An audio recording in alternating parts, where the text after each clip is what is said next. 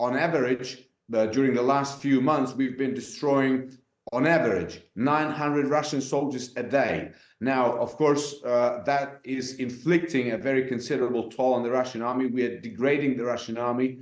We are destroying their artillery pieces, their tanks. For just last night, over the last 24 hours, we've destroyed 10 Russian tanks, 12 Russian armored vehicles. Most of the soldiers holding back Vladimir Putin's army are now in their 40s. Volunteers who signed up at the beginning of the conflict aren't being replaced by younger fighters, and many are mentally and physically exhausted. We can read more about this in the Sunday Times today, and we can speak to Yuriy Sak, who is an advisor to Ukraine's Minister of Strategic Industries. Good morning to you. Good morning. This is really interesting because you often associate wars being fought by young men. I mean, if you look at the average age of men in the UK army, it's 31. In the US, it's 27. 43 is the unofficial estimate quoted in the Sunday Times piece today. Does that correspond with what you see, these older men who are fighting to protect their country? Well, first of all, like you rightly noted in the introduction, very soon we will mark the second anniversary since the beginning of the large-scale invasion. Now, at the same time, this war began in 2014. So many of those Ukrainian soldiers who have volunteered to defend our country 10 years ago, if they were 30 then, they are 40 plus now. Now, with age, on the one hand, comes experience. And, one of the examples, for example, is the incidents where a 58-year-old Ukrainian sharpshooter was able to set the world record in sharpshooting. He was able to hit the target at 2 miles.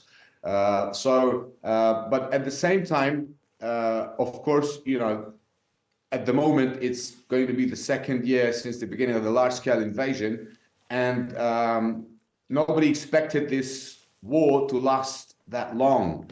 And at the moment, there are those troops, those divisions of the Ukrainian army which need rotation. Soldiers need to be rested, replaced. And in that respect, our government and our military command at the moment are taking measures to ensure that this becomes possible in the nearest future. There is a draft law now being considered by the Ukrainian parliament that will change the conscription procedure, make it more fair, make it more efficient.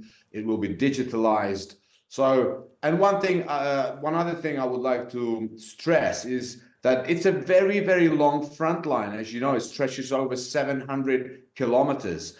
And the situation is different in different parts of the front line. So when in some divisions, you would probably be correct to say that the average age of soldiers is 40 plus.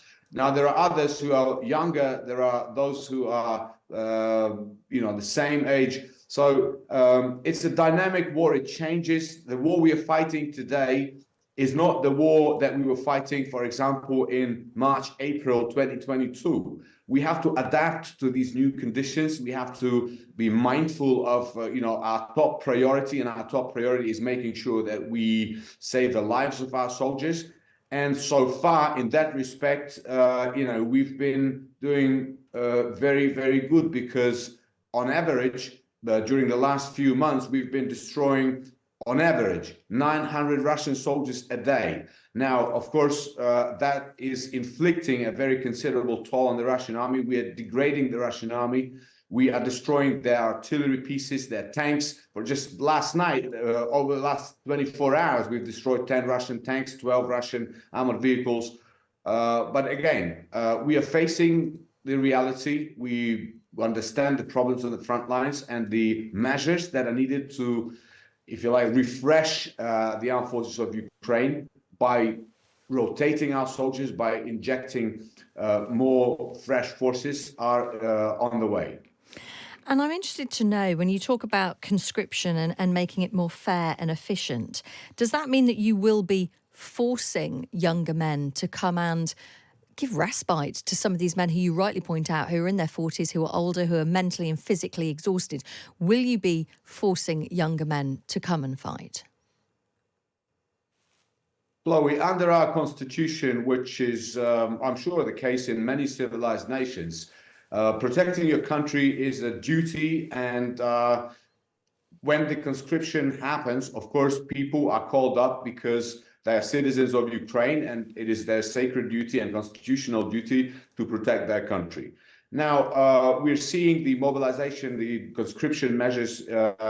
They've never stopped, actually, since the beginning of the large-scale invasion. Little by little, the mobilization process was taking place, and new soldiers have been recruited pretty much on a daily basis.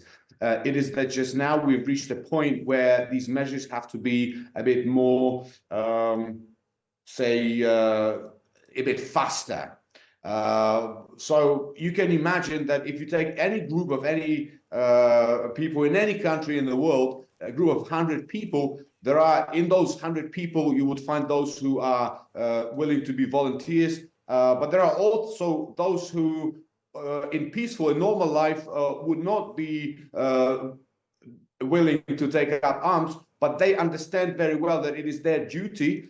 So when the time comes, when the country calls, they will respond that call, and they will be trained. One of the things that I would like to stress is that in the new draft legislation, in the new measures, what is provided for is the period of training, which is going to be no less than 80 days. Now, that is important because what we're seeing on this other side, on the side of the Russian aggressors' forces, we're seeing that they come to the battlefield unprepared. And this is why, when our President Zelensky was speaking in Davos just a few days ago, he rightly said that Russia is literally conscripting corpses. They're conscripting dead people because, very often, as soon as they arrive on the battlefield, they kill within the next few days. Now, we cannot afford that because for us, human life is top priority. The life of our servicemen is top priority. This is why everybody who will be conscripted will receive proper training, will receive proper equipment. And, this is something that will ensure that we can continue to defend our country, continue to defend Europe's shared values. And sooner or later, we will win this war and restore peace.